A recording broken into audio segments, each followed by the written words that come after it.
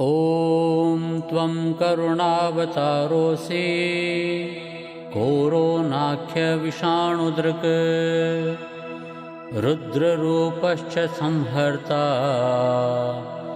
भक्तानामभयङ्करः मृत्युञ्जय महादेव कोरोनाख्याद्विषाणुतः मृत्योरपि महामृत्यो पाहि मां शरणागतम् मांसाहारात् समुत्पन्नान् जगत्संहारकारकात् करुणाख्याद्विषाणोर्मां रक्ष रक्ष महेश्वरः।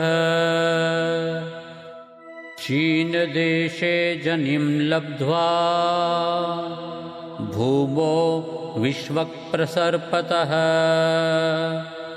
जनातङ्काद्विषाणोर्मां सर्वतः पाहि शङ्करः। बालकृष्णः स्मरन्स्त्वां वैकालकूटं न्यपादहो न ममाराभर्कः शम्भो ततस्त्वां शरणं गतः। समुद्रमथनोद्भूतात् कालकूटाच्च बिभ्यतः त्वय्येव रक्षिता देवा देव देव जगत्पते।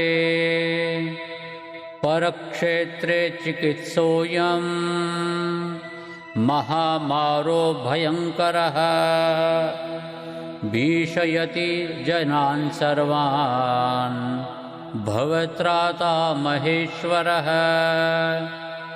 वैद्या वैज्ञानिका विश्वे परास्ताश्च चिकित्सकाः आतङ्किता निरीक्षन्ते त्रातारं त्वामुमेश्वरः।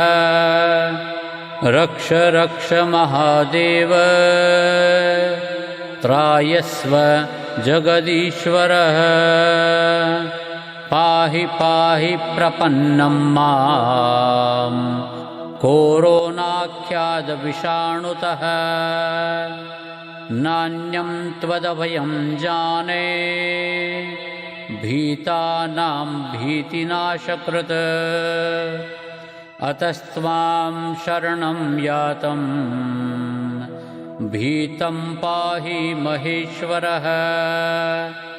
महायोगिन् महादेव कोरोनाख्यं विषाणुकम् संविनाश्य जनान् रक्ष तव भक्तान् विशेषतः।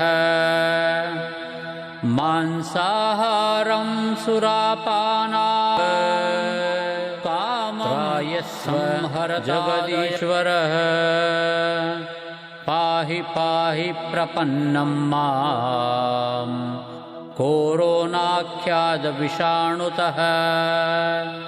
नान्यं त्वदभयं जाने भीतानां भीतिनाशकृत् अतस्त्वां शरणं यातं भीतं पाहि महेश्वरः।